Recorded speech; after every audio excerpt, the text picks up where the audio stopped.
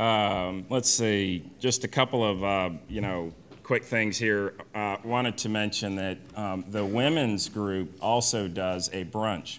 So if you enjoy this, you may want to mention to your wife, if you happen to be married, that the women's group gets together. I think it's the third Saturday or second or third Saturday, and they've got a talk coming up on the 21st, okay? So I'm sure that's, information available in the bulletin or something like that. Kind of a special request here. Chip Spear, where's Chip? There's Chip. Okay, welcome, Chip. Chip is looking for an adoptive home for his cat, Tyke. So I think we may have a picture. But if you are so inclined and you're looking for another house guest, maybe you'll come find me afterwards. We'll see if we can help Chip out. He's got to move on to a different living situation, and it's time for the cat to move on, so let me know, okay? Okay, now, our guest this morning, good morning. Hey. Our guest this morning is Sheriff Ivey.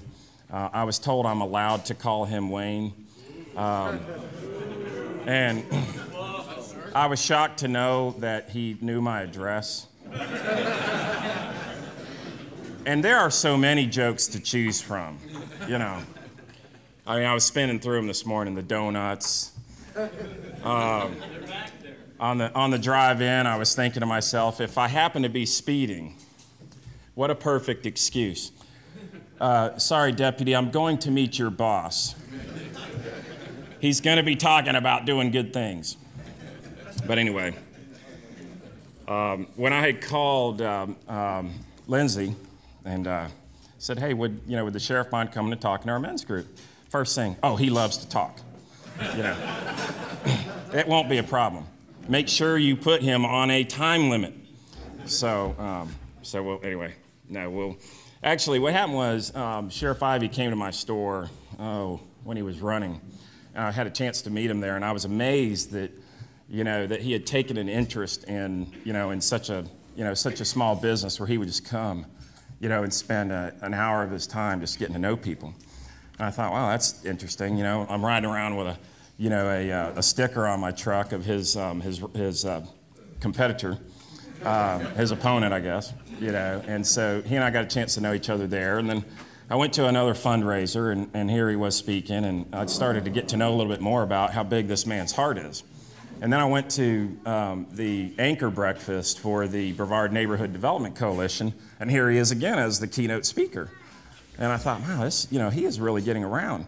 And there was, and it was just, it just struck me as, what a great asset we have with this particular sheriff. And there was one thing that he said in that talk at the anchor breakfast, and it went something along the lines of, when he gets out of bed, when he gets out of bed, he wants to get up and do it all, okay? And he's just got an incredible amount of energy. When you sit there and look at his resume, there's all kinds of things he's got his hands into. We're just happy to have him. So anyway, I'll be quiet now and let Wayne come and talk. Thank you.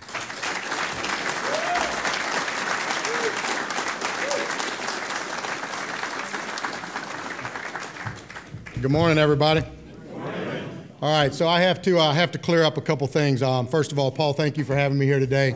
We don't call them donuts anymore. They're power rings is what we call them now. I got to touch something real quick with Chip. If you guys aren't aware, on October 1st this past year, we took over animal services for the entire county. So please take Chip's cat, because I don't need another cat. I'm going to tell you that right now. So please go. In fact, if you want a cat, I'll bring you a cat. We can deliver them right to you. I'm going to start right where I start every presentation. That is to thank you for allowing me to serve as your sheriff. I absolutely love this job to death. It's the funnest thing I've ever done in my life. I'm surrounded by 1,500 incredible men and women of our agency that are knocking it out of the park to keep you safe each and every day. You see one of our deputies out there. You see the person that installs our computers. You see the person that does our payroll. Let them know how much you appreciate what they're doing, because they are doing a tremendous job for you. Let me tell you about that job.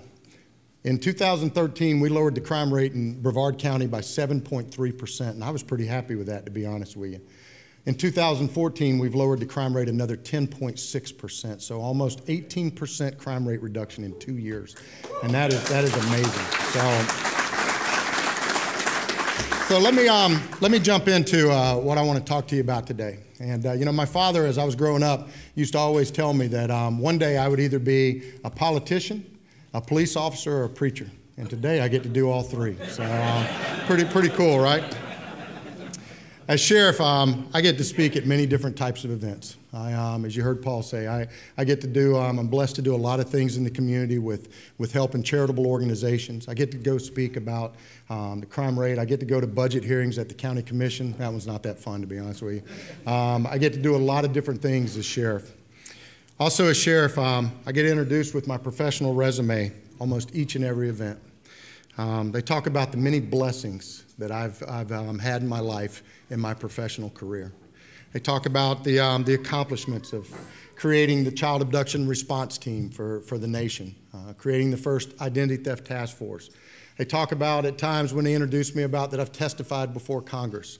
I'm going to be honest with you. I don't think my testimony had much impact on Congress. In fact, I'm not sure anybody's testimony has impact on Congress, to be honest with you. But I got to do all of those great things, and I was truly blessed to do it. I will tell you, though, most of my talks are about crime prevention, management, our agency, our community leadership, the Constitution, my philosophies on law enforcement, on just all sorts of things. And then I talk about politics at times. Essentially, most of my talks about the things I've had a chance to experience and accomplish because of God's blessings in my professional life. So with that said, I want to formally introduce you to who I really am. I'm Sheriff Wayne Ivey. I'm a politician. And not many people that are politicians want to admit they're politicians. But you don't get here without being a politician. I'm not sure about you, but I figured out a long time ago, no matter if you run for office, you're married, you have kids, or you work, you're a politician in some capacity. You have to be. I'm an elected official. I'm a career law enforcement officer. I'm a sports enthusiast. I'm a dog lover. I'm the proud dad of 4. And I'm a committed husband to my beautiful wife, Susan Ann, who I absolutely love to death. And I'm a lifelong Christian. I always have been, and I'm always going to be. It's funny, but in today's time, you rarely hear politicians that openly discuss being a Christian. Because for whatever reason, we think that it might offend somebody or hurt somebody's feelings. Well, I have feelings too.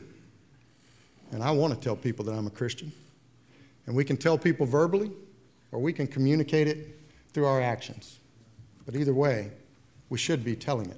We should be communicating it. I personally believe that everyone in our country has the right to their own beliefs, and further has the right to speak candidly about their beliefs and faith in God. And the fact that I got elected doesn't take that away from me. The fact that I get to wear this incredible uniform and this incredible badge doesn't take that away from me. In fact, at times it gives me a platform to speak about it. I serve as a constitutional sheriff.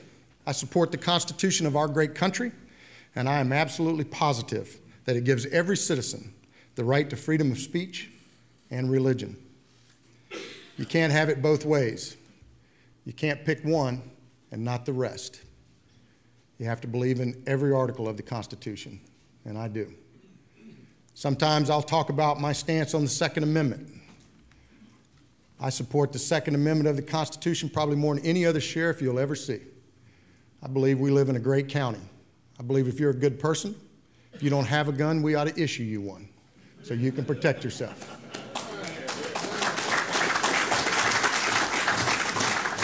I want to tell you about my own personal upbringing. I was raised in a Baptist church from the time I was old enough to remember.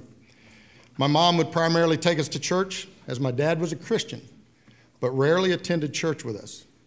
He believed that you didn't have to attend church to be a Christian, but needed to live your life as a Christian.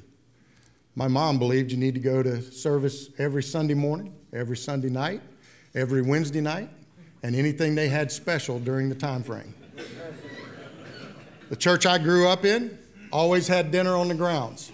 That might explain a little bit about why I'm the size I am today. I attended vacation Bible school every summer, and this is going to shock some of you, but I began to sing in the choir, the youth choir, at the age of 12. My faith in God was built through my mom's persistence at taking us to church every Sunday and making sure that we said our prayers every night before we went to bed. Something I still do to this day. And trust me, in this job, with the responsibilities of our agency, I have to. I ask for guidance every day of my life. Sometimes I make the right decisions. Sometimes I make the wrong decisions. But I know I've made them with wisdom and with guidance. And then we work from there. As I grew older, I continued my participation in the choir, and believe it or not, at one point I was the lead vocalist for our youth choir that toured the various states during summers. I have lost that talent, I will tell you. I'm not sure I was even that talented. I think everybody else was just worse, is what it really boils down to. If you haven't had the chance to hear my daughter sing, she sings all over. In fact, she sang the national anthem for the Beach Boys. She'll be singing the national anthem at Runaway Country. She definitely got that talent, but it's not from me. I can tell you that, because I could not even come close to what she does. I talked about my mom taking us to church every Sunday, but ironically, it was my dad who would often generate conversations about the Bible and faith. He could quote and misquote Scripture better than anyone I ever knew. He was passionate about his belief in Christ, and he had no problem in sharing it. He had 3 spiritual quotes that he kind of guided us by and lived by. One of them was James 1:19. Slow to speak, quick to listen, slow to anger. And he preached that to us all the time, mostly about the listening part. He would, when he was speaking, nobody else was.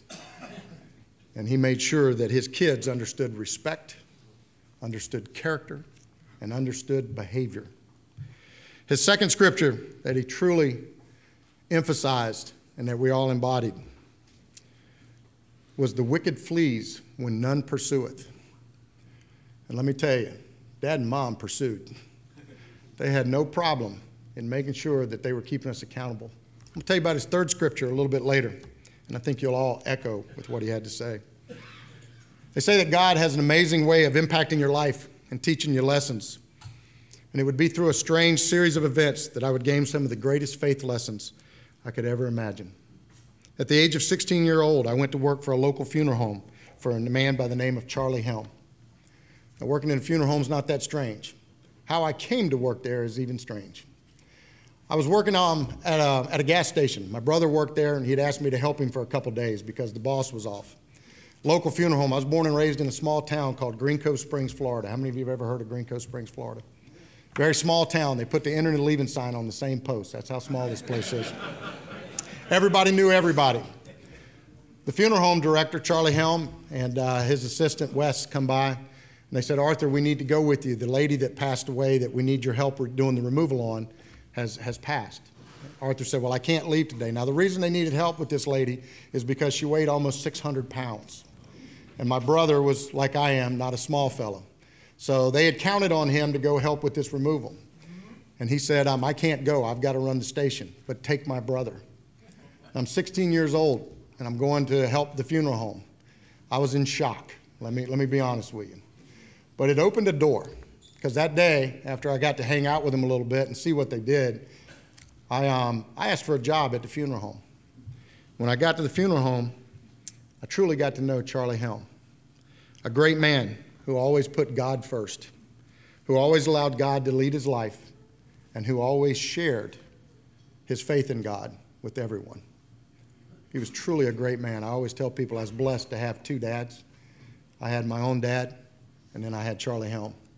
He truly taught me some of life's greatest lessons. But working in the funeral home also taught me those lessons. In fact, I got to see firsthand the impact and calm that God's hand can have on someone in a time of trouble. I saw people forced to deal with the death of a loved one and their constant peace in knowing that God was with them and that they were in a better place. I saw people questioning at times God's reasoning for taking someone from them. I think we've all seen that. When there seemed no explanation for that person to be gone, but yet they were. I saw God giving others the strength to accept what was happening and the peace of mind in knowing that one day they would be reunited with their loved ones. What I didn't see, though, was how God was preparing me for what I one day do in my own life. I didn't see God shaping me to do this job and the job I did for years before I came to this job as a veteran of law enforcement for almost 36 years. You see, it's hard to see God at work and shaping your life when you have no idea what God's plan is for you. I was supposed to be a funeral director. From the time I started working there until the time that I became a cop, I was supposed to be a funeral director. I was already enrolled in the Gupton-Jones College of Mortuary Science. My path was set. I had chosen my path that I was going to take. But God had a different plan.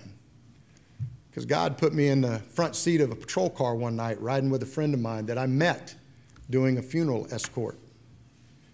Put me in the front seat of that car, and that night we drove up on an armed robbery in progress. That night we got in a vehicle chase. That night we actually got in a foot chase, chasing the guys that stole the car through the woods. Let me tell you, I was hooked, all right? God knew what he was doing. I'd never been in the front or the back of a patrol car in my entire life. But I have spent the rest of my life in one, and I couldn't be more proud. I could not.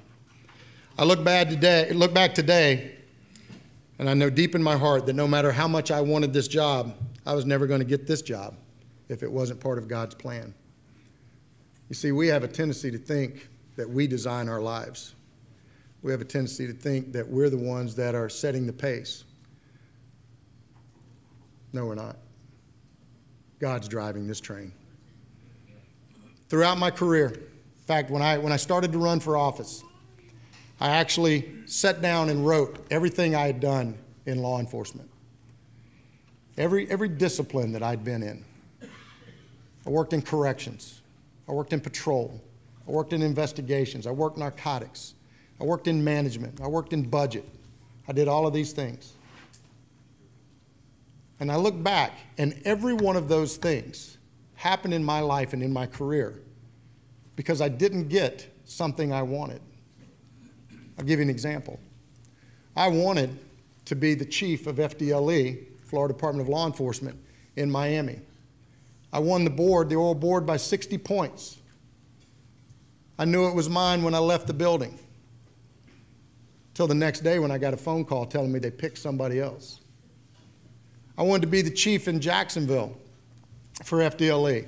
I won the board by 30 points. I wanted to go back home to where my mom and dad were, or my mom was at the time. They picked somebody else. I wanted to be the chief in Orlando, won the board. They picked somebody else. I was mad. I said, I want to go to Melbourne, Florida and run the field office for the Florida Department of Law Enforcement. They said, okay, you can go to Melbourne, Florida and run the field office for the Florida Department of Law Enforcement. Guess what? God had a plan. And I failed 3 times to make his plan work. But he knew all along. Every time I went into a different discipline, it was because I wanted another discipline. But the day came when I got ready to run for office and I was able to write down on my resume that I'd done all of those things. Well, that just qualified me for the office. Doing all those things gave me the skills and the ability that I need today in this job. Buddy, let me tell you, I was fighting God's plan. I sure was. I wanted every one of those positions. They say that everything happens for a reason. I believe that today. That's the first thing you hear when you get passed over for a promotion. Listen, everything happens for a reason. Yeah, I'm starting to feel that, all right? They were right. Everything does happen for a reason.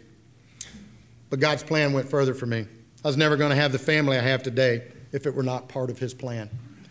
I have 4 amazing kids. Each one of them is healthy. Each one of them, my 2 older kids, have great careers. My son's a state trooper on the Fort Pierce Turnpike doing what he loves. He's a K-9 officer. My daughter is an aspiring singer who works for one of our county commissioners here as his executive assistant. My 2 sons, they're 17 and 15. They're incredible young men doing great things in school.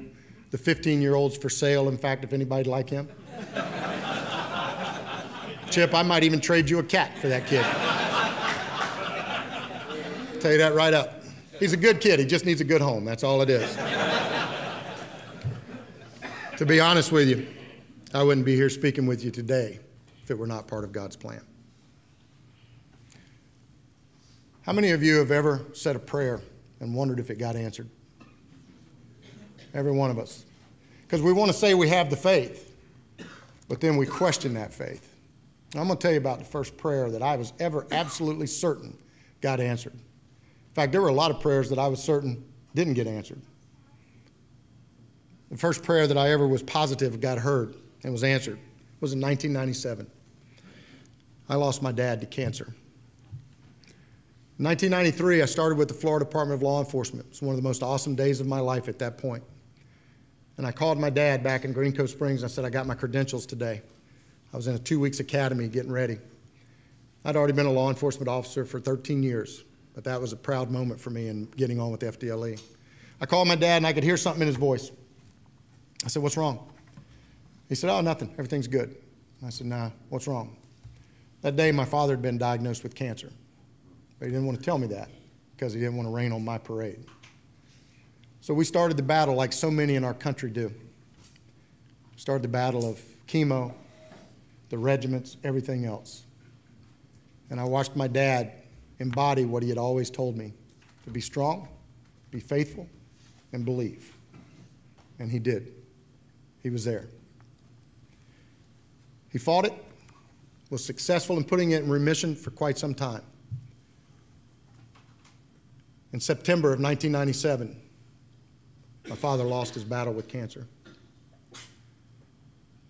They sent him home for hospice, told us he had 3 months left to live. My oldest brother, on Thursday, took the day off and went over and spent the entire day with my dad. They hung out together, reminisced. My middle brother, Tommy, took Friday off and went over, hung out with my dad, made him his favorite meal, just hung out and talked. We had 3 months. I lived in Vero Beach at the time, and my father lived in Green Cove Springs. I called my dad on Friday night. I've always been a huge Gator fan. He was not.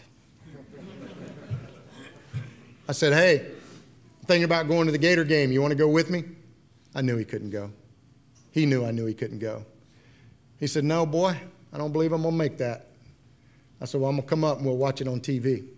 I'll hang out with you. So I drove up on Friday night, spent the night at my mom's house. My mom and dad had divorced. Spent the night at my mom's house, and I got up early that morning. I drove over to my dad's. And when I walked in the door, the worst thing I could imagine had happened. The cancer had gotten into my father's brain, and he never knew who I was. I sat there and talked with him. I ran out the house.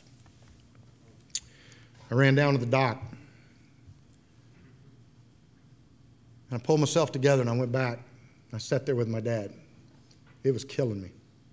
He was the strongest man I ever knew in my life. I talked to him. After a few minutes, he called me Bubba, which had been my name since I was born to him. In fact, I tried to get rid of the name Bubba for a long time. But every time, that was all he ever called me. I sat back down on the bed with him after I came in, and he said, Bubba, how you doing? And I knew that in that moment, he knew who I was. He asked me about my kids. We talked briefly for a few minutes. He said, help me stand up. He was sitting on the edge of his bed in the living room, the hospice bed. I helped him stand up, put his arm around me, and he stood up. He stood there shaking for just a matter of seconds. And he said, put me back down. I truly believe my dad wanted to stand on his own 2 feet one last time in his life. You see, he was the strongest guy I ever knew. He was the only man I ever feared in my life. But I didn't fear him in the way that some people may think. I feared disappointing him. I feared losing his respect. I feared letting him down. I knelt down beside his bed, and I prayed and I asked God to take my father. I couldn't stand to see him suffering. As I was praying, I looked up and I told my dad I love him. He couldn't speak at that point. He squeezed my hand. I knew he heard. heard me. I told him I loved him more than anything in the world. Squeezed my hand again. He blinked his eyes. I bowed my head again, and I asked God again, stop him from suffering. At that moment in time, I felt my father slip away. Immediately, I thought to myself, what did I do? I backed away from the bed. At that moment, the hospice nurse came running in and started to resuscitate him. I pulled her away. No. God answered my prayer that day. But he had answered it before I ever prayed it.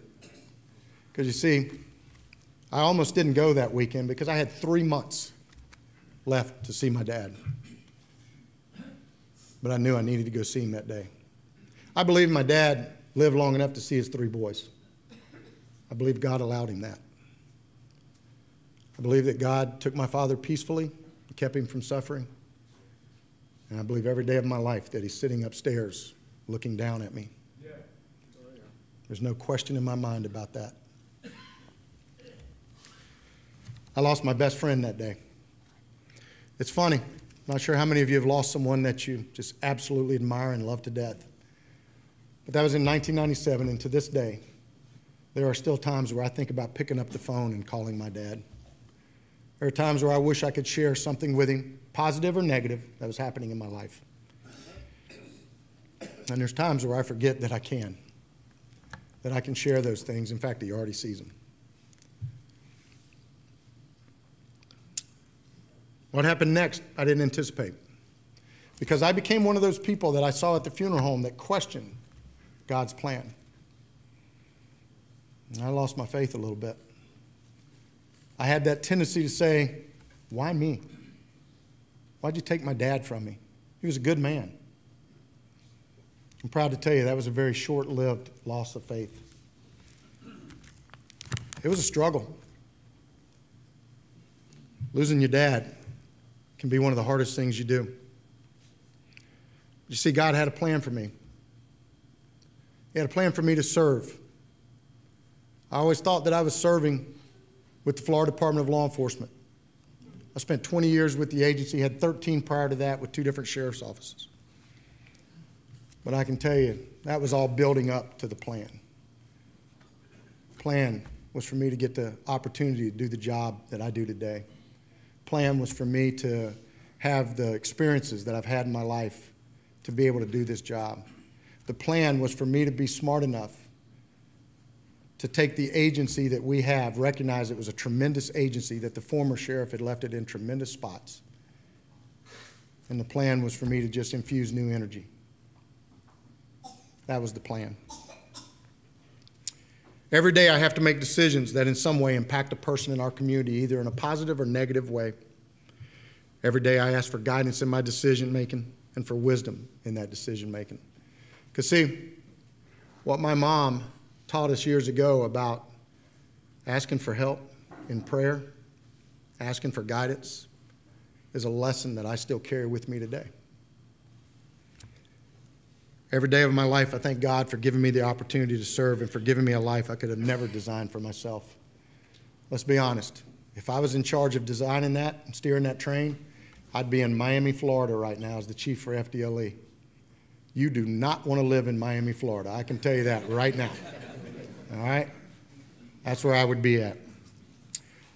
Today I have the opportunity to serve as a faith-based sheriff. I run the largest gang in the county. I also run the largest faith-based organization in the county because everybody finds religion when they go to jail.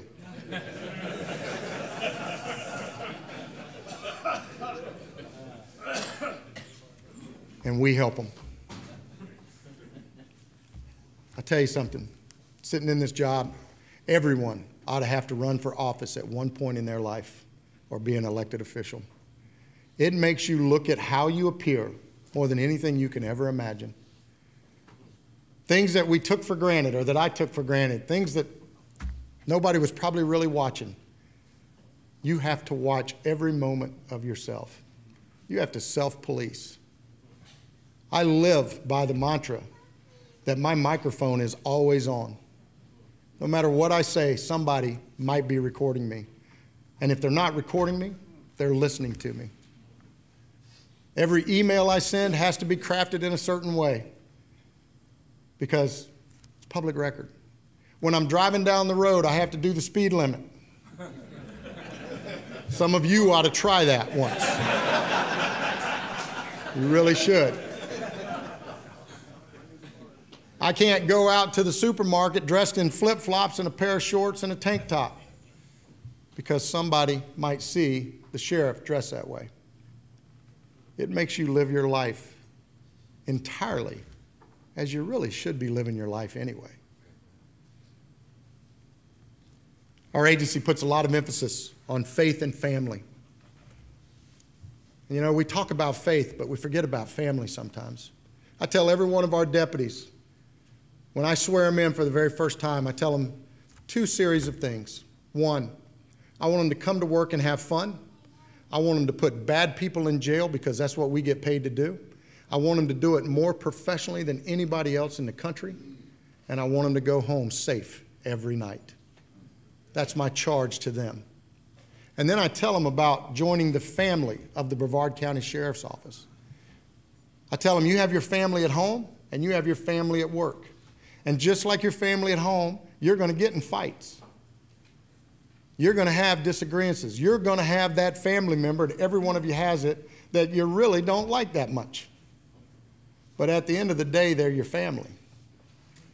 And in our business, that family member may be the one coming through the door to save you. So we have to learn to work out conflict. We have to learn to trust each other and to value each other. Think about how hard it is to trust somebody you may not like. But it's a prerequisite in our business. I got an email not long ago from somebody that said, I need to know if your oath of office still says, I swear to God. I thought everybody's did. Then I started doing some research about how many oaths of office took out the words, so help me God. It never occurred to me to do that. And I don't know why it would to anybody else. Our nation, our country, the very paper that we stand our principles on talks about God. Why would we give that up? Why would we toss that to the curb? If you follow us on Facebook, in fact, the young lady in the back of the room, Lindsay Deaton, runs all of our Facebook pages. If you follow us on Facebook at Christmas time, we don't say Happy Holidays. We say Merry Christmas. We say Merry Christmas because that's what I was brought up in. That's what I was taught. And the fact that I got elected doesn't take away my foundation, my principles, or anything else. In fact, it makes me realize how important they are to me. Just recently, we held a marriage conference for our employees. Think about that for a minute, an agency holding a marriage conference. This is the hardest job that I've ever seen in my life. And I'm not talking about my job, because my job is easy.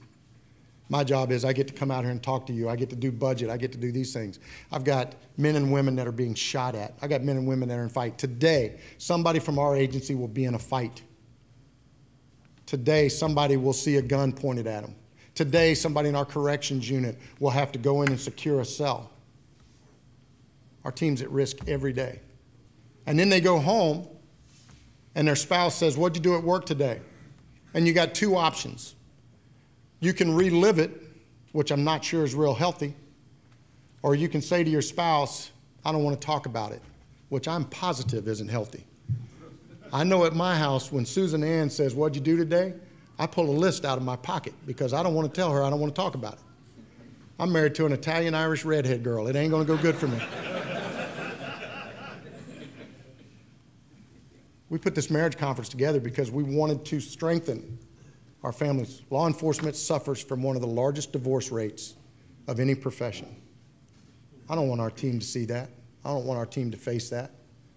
And if we can do something to help them through a spiritual message, then so be it. We brought in speakers from Oklahoma to come in and talk to them.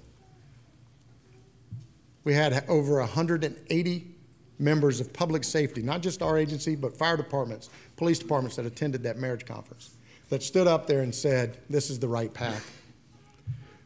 We have an incredible chaplains team at our agency. We have a jail ministry. Because see, part of our job, a lot of people when they see the jail, they think our job is to just keep people in jail. And that is a significant, important part of our job. But another part of our job is called crime prevention. And we have to have programs to reintegrate these individuals back into society as they transition back. So we partner with our jail ministry team and our chaplains to come in and run programs and to give them an alternative path besides the one they've already chosen. We do all of that with volunteers. Our volunteer chaplains are amazing. If you haven't had a chance to meet them or haven't had a chance to join them, please consider that, because it's an amazing opportunity. And we preach family values. And I'm going to get up on my soapbox for a minute. I'm going to talk about family values because it seems to be timely and relevant to this community and to many of the things that are going on here. But it's relevant across the country. We teach a program. We're the only one in the country that teaches this program. It's called It's Time to Be a Parent Again. And it is. It is time for parents to be empowered to be the chief law enforcement officer in their child's life. I shouldn't have to be the chief law enforcement officer in your child's life. You are. You're the one that's with them most of the time. When they get to me at my jail, the damage is done. Parents have to teach their kids that there's consequences for their actions. And you know why a lot of them don't? Because society robbed them of that power. We live in a world today where parents are more scared of hearing on the front door when DCF comes and knocks on the door than they are of the alternative. Our Time to Be a Parent Again program is based upon 3 principles. It's hard to tough love your kid. It's harder to visit them at my jail. It's unimaginable to see them in the cemetery. But those are your 3 options in today's society. You have to hold your kids accountable. We have to. I told you I was going to share with you my dad's 3rd quote. No secret. It was spare the rod, spoil the child. I think he wrote it, to be honest with you. Let me tell you, my parents were the chief law enforcement officers in my child's life, or in my life and my brother's lives. My mom became a school bus driver, so I was never out of her sight. I'm not kidding you. She drove me to school every morning and drove me home every night, and I played football and wrestled, and she volunteered to take us on the away trips. My dad was the school bus monitor. I'm going to tell you something. They did not play. I remember one time I got a little tussle on the bus. Ended up popping a kid. I was on the way to school. That's how bad I was. I was already in trouble on the way to school. Everybody else got off the bus. My mom turned around, gave me a little bit of my own medicine, then wrote me up and sent me to the dean. When I got to the dean said, "Boy, if you're so bad that your mama wrote you up, you must be in real trouble," and he paddled me. I got back on the bus. My mom made me sit on the front seat for 2 weeks without talking. When I got home, my dad disciplined me for embarrassing my mom on the bus. That's when I decided to become a cop, because I knew there had to be a law against that. I was getting punished like 6 times for the same incident. It was outrageous. But you know what? I was a blessed man, because I had 2 parents that cared. We have to re-empower our parents to steer their kids towards success. My dad was my best friend until the day he passed from this earth. But he never let being my best friend get in the way of being my dad. He figured I had a whole school to pick best friends from. I only had 2 people to pick parents from. And that's the way that they raised me. And we have to, as a society, give parents back that authority. Parents want to do it. There's very few parents out there that don't want their kids to be successful. We have to empower the parents to steer their kids towards success. And you're going to see this program, Time to Be a Parent Again. We've already rolled it out and presented it to over 2,000 parents in Brevard County. We just got funding from our state legislator, our Speaker of the House, Steve Crisafulli, and our Senate President, Andy Gardner, to pilot this program. Imagine that. Little Brevard County is piloting a program in Polk, Osceola, and Seminole County so that we can spread the word, and we're going to take it statewide. In fact, I just got invited to the FBI National Conference in Seattle to teach this course to other agencies so that they can take it out. You know what? Spare the rod, spoil the child, and we will. We have to change society by holding them accountable, teaching them. There's consequences for their actions. And let me tell you, we cannot lose sight of the fact that this young man and the others that are in here with us today are going to be parents one day in their lives. We're raising the next generation of parents. We got to make sure we're doing it right. In the early years of my life, I was taught by my mom the importance of going to church and associating with others who understood the importance of being good Christians. I will tell you that when we bring the chain gang out and let them talk to parents, the number one thing they say got them in trouble was their associations. If you lay down with dogs, you're going to get fleas. There is no doubt about it. You have to pick your friends, and you have to pick them wisely. I learned that going to church, those around me were usually those that wanted to do the right thing. In my late teens and early career, I learned how God impacts our life and our universe every day. I learned that through the funeral home. I learned that through watching compassion and all the things that happen during the loss of someone's life. I learned how only God knows his plan, and no matter how much we question it or resist it, his plan will prevail. And boy, we love to resist, don't we? We want to do what we want to do. I use my son as an example. I completely designed my son's life. I told him what he was going to do. He was going to be a school teacher. In fact, he was going to be a school teacher and a wrestling coach because that's what I'd planned for him. Guess what? He went to college. He was making horrible grades. When I sat him down, I said, "What is wrong with you?" He said, "I want to be a school teacher." I said, "What do you want to do?" He said, "I don't know." I said, "You want to be an accountant?" He said, "Dad, I'm horrible at math." I said, "Yeah, you are." I said, "How about a business degree?" He said, "Dad, I'm horrible at math." I said, "I forgot that." I said, "How about culinary? You like to cook?" He said, I do, but I don't know if that's what I want to do the rest of my life." I said, "How about drafting?" He said, I don't know if I want to do that." He says, "Let's go back to the C's for a minute." He said, "How about criminal justice?" I said, "Son, you'll never make any money as a cop." He said, "Dad, you wanted me to be a school teacher. They make less money." I said, "Man, I hate this kid. I really do." But you know what? I had to let him go. He got recruited by the Florida Highway Patrol. He loves his job. He's the happiest kid I've ever met in my life. He's a K-9 officer for him. He's a trainer for him. And he didn't follow my plan. I got to believe he was following somebody else's plan, and it wasn't his. It's funny how God's plan will always prevail. In my early adult years, I learned that obtaining faith is easy, but keeping faith when challenged with losing my dad was hard. But I also learned the importance of having that faith. I've had the opportunity to watch all of these pieces come together. I've had the opportunity to do amazing things that I never thought I would get the chance to do. And when I say amazing, I don't mean accomplishments. I mean amazing opportunities that I've had to work with incredible people, to see what goes on behind the scenes in Brevard County with all of the charitable organizations that are out there doing great things. And I've had the opportunity to fully and truly understand that it takes a community to protect a community. And I've had the opportunity to come here to you today and profess my faith in God and let you know that I'm proud to be your sheriff, but I'm not more proud of anything than being a Christian. Thank you for letting me be here today. Thank you, everybody.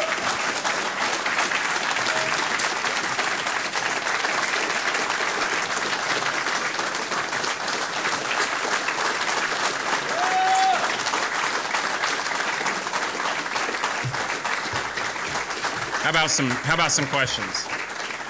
We got time for a couple questions. Anything you've ever wanted to know? Sheriff. Yes, sir.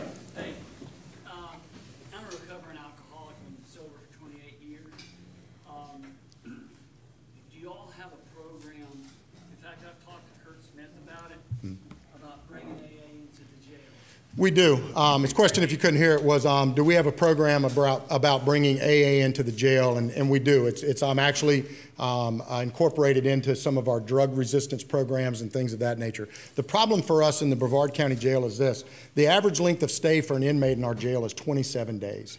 Some of them are there 3 hours, some of them are there 3 years. But the average length of stay is 27 days. So it's hard to get a multi-step program like AA embodied and embraced in there. What we do is we partner with organizations outside so that if they don't have the ability to go through it inside, we're able to refer them to someone on the outside too, to try and make sure. I will tell you that when we look at our jail on the male population side, the recidivism rate for our inmates is 43%. So 43 out of every 100 inmates reviolate and get back in trouble and get back in jail. And that's a staggering figure. I'll also tell you this too, and programs is the key. I will tell you that very matter-of-factly. We're the only agency in the state of Florida and one of, I think, 8 in the country that has a chain gang.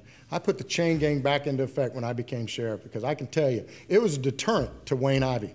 When I woke up in the mornings during the summer and I saw the chain gang out in the ditch, I looked out and said, that's not something I want to do.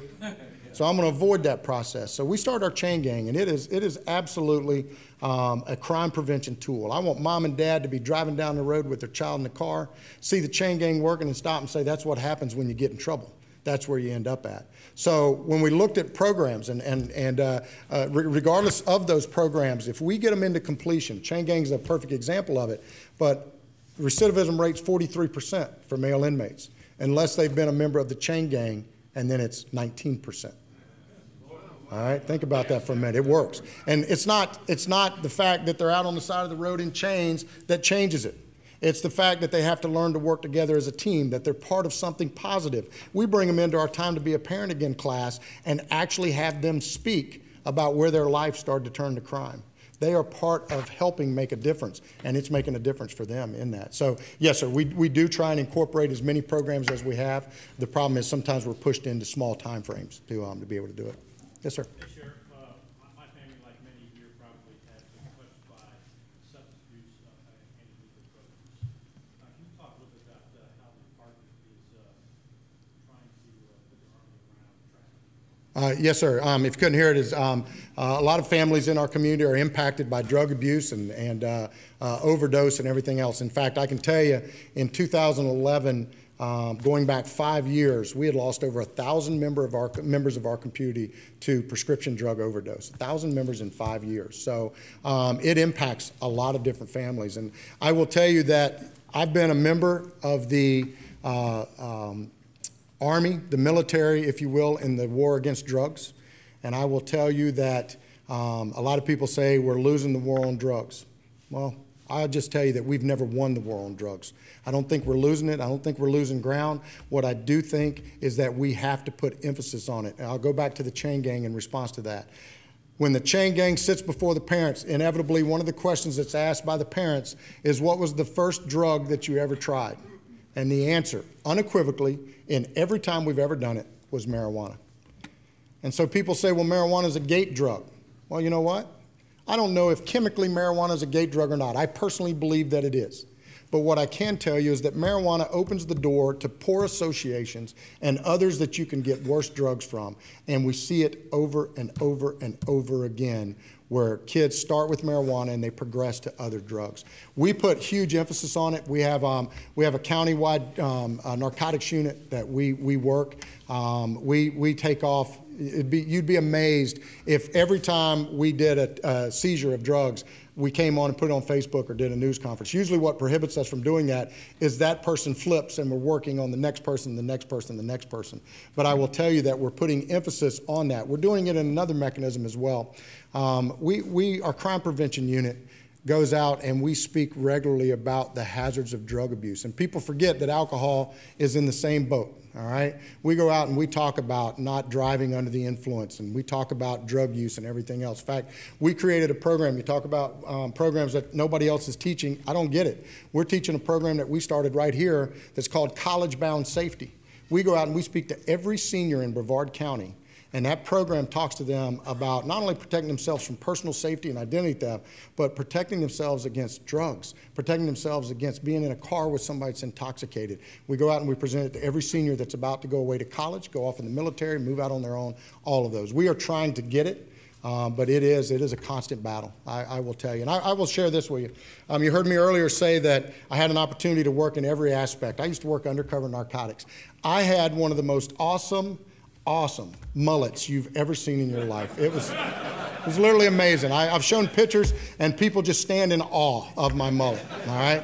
I had pierced earrings, and I mean, it was amazing, all right? And at that time, I thought I was doing the most important job in fighting the war on drugs. I was 100% wrong, because the most important job in fighting the war on drugs is getting to these kids before they ever get to it.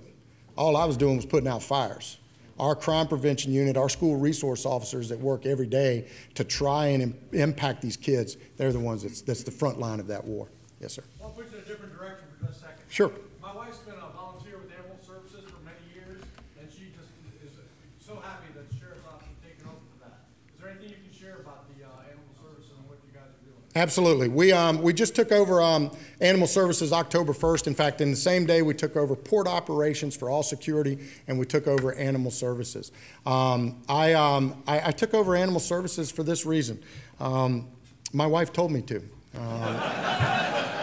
Yeah, I'm pretty candid about things. So I resisted it. The county commissioners were each individually asking me to take over. In fact, we were originally going to take over the enforcement side, and they kept saying, take it all over, take it all over. And I was worried that we didn't bring a skill set to the table to do the care center side, the shelter side of it. And so after my last meeting with the commissioner, I went home and I told my wife, I said, they're really beating me up over this, and they want me to take it over. And she said, why don't you take it over? And I said, well, I don't want to take over something that I don't have a skill set in. And nobody in our agency had that skill set in animal care. And I said, I'm worried to step off that ledge. And she said, how is the current group doing? I said, not well. She said, could you do worse? I said, well, you know me. I'm the most competitive person you've ever seen in your life. I'm not going to do worse. She said, I haven't asked you to do a single thing for me since you became sheriff. I want you to take over Animal Services. Man, that was, yeah. Next day, I called our chief deputy. His name's Doug Waller. I called him Triple D, Doomsday Doug. And he'd been telling me, don't do it, don't do it. I called him up and I said, Doug, I talked to Susan last night about Animal Services. He said, oh, no. He said, why would you do that? I said, she trapped me. So we took over Animal Services. And I'm going to tell you something. I am so proud we did. Our team is doing an amazing job. We walked into something that, quite frankly, was a soup sandwich. We walked into something we had no skill set in. We walked into something we had to learn an entire new system. We had to learn an entire new skill set. And our team took a couple months to get the ball rolling, but now they're knocking it out of the park. They are doing amazing things. We just did an incredible makeover of our South Area Care Center. We have got a rescue coordinator. We've got people that are, in fact, we're rolling out a mobile adoption unit. It'll be on March 11th, which is next Wednesday. We have partnered with a young lady who some of you may have heard of. Her name is Kate Upton. Has anybody ever heard of Kate Upton? I had not. I'm just going to tell you that right up front. We've partnered with Kate Upton, and she is actually going to be at the baseball stadium March 11th. Miss Lindsay, what time? 11 o'clock? 11 o'clock. She will be there as we roll out our brand new mobile adoption center, and we are going to try and adopt every dog and cat out of our facility during those times. So our team is doing amazing. I'm really proud that we stepped off that ledge, and I think in years to come, you're going to see our animal services move to the direction everybody in our community would like to see. So I'm getting my warning sign from Miss Lindsay, who's moving towards the door. So I'll take one last question right here. Sheriff Ivey is our most competitive and important politician and law enforcement officer. Do you have a plan for helping us prepare for dealing with Islamic terrorism and a declared state of emergency? Yes, sir. If you couldn't hear it, do we have a plan for dealing with Islamic terrorism? Do we have a state of emergency plan? I'm a big believer in don't wait for the emergency to happen before you go into action. we have to go into action right now. We are a constant participant. In fact, I have a full-time agent that is assigned to our Joint Terrorism Task Force. We are a constant participant and presence in the domestic security, Regional Domestic Security Task Force as well. And we see the hazards of what's going on right now across the country. We see the potential for something like that to happen in any part of the United States. And we also recognize that as Brevard County, a lot of people see sleepy Brevard County and they go, well, are we really a potential target for terrorism? Well, I will tell you that we have the second busiest passenger cruise terminal in the country sitting right here at the port.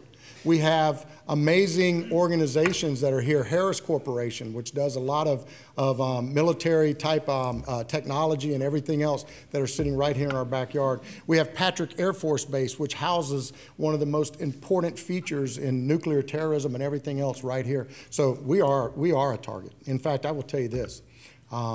I don't care what you have in your backyard. You're a target for terrorism. And I will tell you that when we look around, the terrorists, they have one mission, and that's to create terror. We have to be prepared to fight it. So yes, sir, we are a constant presence in doing that. So, Paul, thank you guys. Thank you for letting me be here.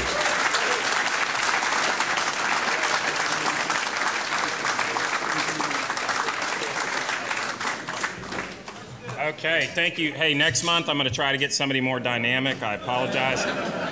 We had 115 men, yay God. Members of law enforcement, there's quite a few of you. Thank you so much. Breakfast team, thank you. Give them a hand. All right. See y'all next month.